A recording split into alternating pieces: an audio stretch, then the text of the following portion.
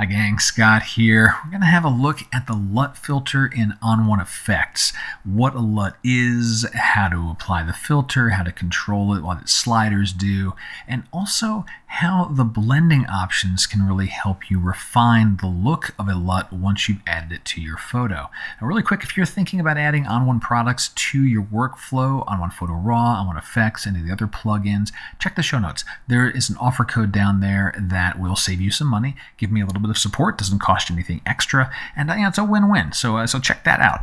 So first off, what is a LUT? So a LUT stands for Lookup Table. A terrible name, but that's what it is.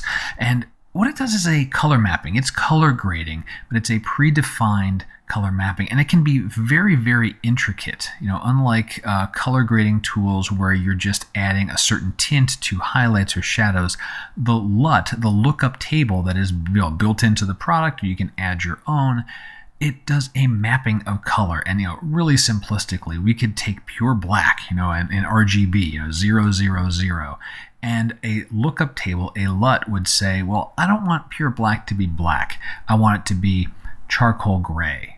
And so when the LUT gets applied, your photo is examined, and the pixel that says this is black, I'm now going to map that, look it up in this table, and map it to charcoal gray. Now imagine doing that for every single color tone. And RGB is simple because I'm talking about 255 colors, but these can be thousands upon thousands of colors depending on the nature of the lookup table, how complex the LUT is. And it can be anything from subtle changes to very wild changes. You could have a LUT that would map pure black to, say, bright orange. I'm not sure what the results would look like, but you can do this. And so LUTs are built into ON1 Effects. There are a bunch that are in the tool. Let's go ahead and add it to our stack here. So here's our LUTs. And you'll see this photo has changed right away. And certainly the shadows have more of a blue tone. So whatever the first LUT, the default LUT here, the mapping in that LUT file is saying, let me take those shadow tones and add a blue cast to them, a bluish tone. So let's run down the sliders and the controls we have. As with all filters, we have our opacity slider, so for the overall strength, and this is very useful, so you can add a partial amount of a mapping. You've got all your styles here, and then we have the LUT controls themselves. We have a bunch of different categories for different LUT groups. Those are all available in the styles. So every LUT that's built into the product here, and I'm just hovering over them to audition them, that is what's in these subgroups here. Like color grading, we'll see the first one is Aachen and Balmy and Brana. If I go into the styles, we'll find those. There's Aachen, there's Balmy, there's Brana. We saw blues earlier. That was in the color pop category. So depending on how you like to work with your styles, for LUTs, what I like to do is just open up the big more thing here. I'll click on the first one, and then I'm just use the arrow key. So I can look at my photo, and I can just arrow down and audition each one of these LUTs and see something that, oh, I like the mood of that photo. I like the look of this one or that one or so forth. Actually Brana kind of looks pretty cool. I like the way Aachen looked as well. Let me just stick with Brana for now. I can choose that, and then I have a couple of other controls. I have contrast, so we can increase or decrease contrast. And we have saturation, so we can increase or decrease saturation. Now these are convenient sliders. Those really control the underlying photo, and so it will change the way that the LUT mixes with your photo. Now think of your photo and all of the filters you've added up to the point of putting the LUT filter on the filter stack. That's like your input into the LUT. So I said a LUT will translate one color tone to another. So everything you have beneath it will then feed into this LUT translation and flip things around. So if I push saturation, we see things get more or less saturated. But some of that, what's happening there is because, like look in the sky, for example, as I push this farther and farther, let me turn off the LUT for a minute. I've got some blues and some grays in here. Now imagine as I saturate that more, well, what happens? It becomes more blue, and in this case, the highlight areas are picking up in more orange tint here. Again, turn that off. This is a darker, deeper blue. This is kind of like a bluish gray, but it's certainly lighter in color. It's a brighter blue-gray.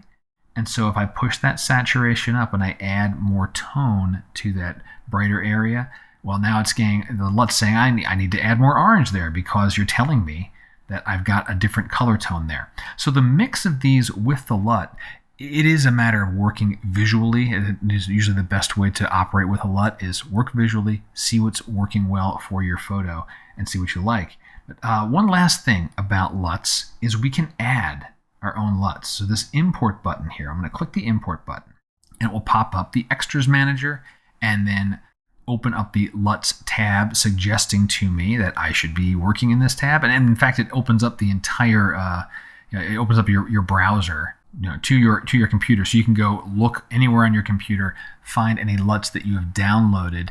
ON1 often provides LUTs to their customers as like a loyalty rewards thing, and I have one of those already loaded into the product here. So ON1 Cinematic LUTs, we got 1 through 10. Let me close that out. Those appear as one of the categories. So there's the Cinematic LUTs, and then we'll see 1 through 10, and the same thing before. I can just use the arrow key and highlight through those and see if I like any of these for this particular scene.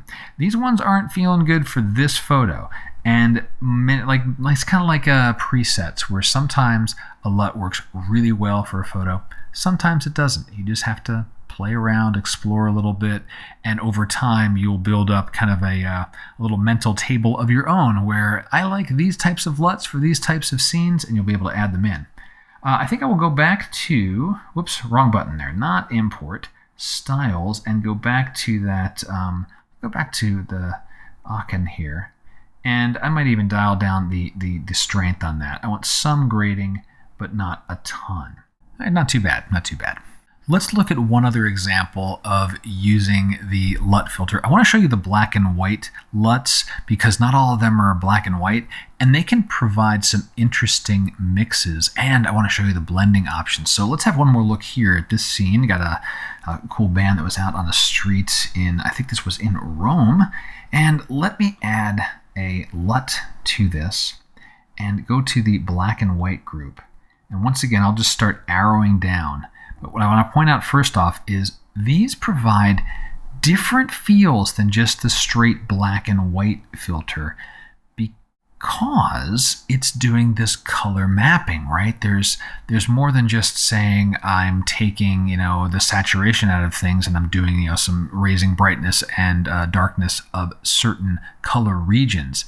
Think of doing this at a microscopic level, color by color, and the LUT map gives us that. Like this one here, it's got a bit of a bluish tint to it, and I actually kind of like that hypo look.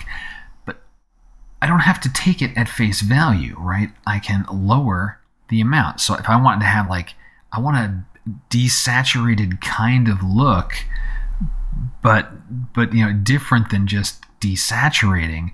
I've got this LUT and I'm blending it in with this photo here, and maybe even less contrast. I don't want the contrast. I want that, like that. You see the background gets kind of like, almost like adding some haze. Let's decrease the contrast some. And now for the blending options, because there's skin before that LUT. This was a very, very, warmly lit day, like lots of oranges and yellows, the woods of their instrument, their skin tones, even the walls behind that, that's getting all saturated out or desaturated. In our blending options, we have the protection sliders. And so we can reintroduce some of the tone to their skin and their instruments, right? If I push this far, their skin tone and therefore their instruments are getting reduced amount of LUT. And so that lets me add back in some of those nice wooden tones that are in the violin and the guitar, but still maintain balance with the LUT itself. So let's see, before that change, after. Definitely a different feel to the photo. I like this one a little more subdued, not too saturated, not too orange. There's one more way you can use the LUT tool, and explore the blending options. You don't necessarily have to do full-blown masking. You can, of course, you have the masking tools there, but the blending options are very nice accents to LUTs and controlling highlights, skin, and shadows, toning down the amount that the LUT is affecting those areas. So check those things out when you're playing around with LUTs. Any other questions? Go ahead and drop them below. And until next time, my name's Scott Davenport. Have fun.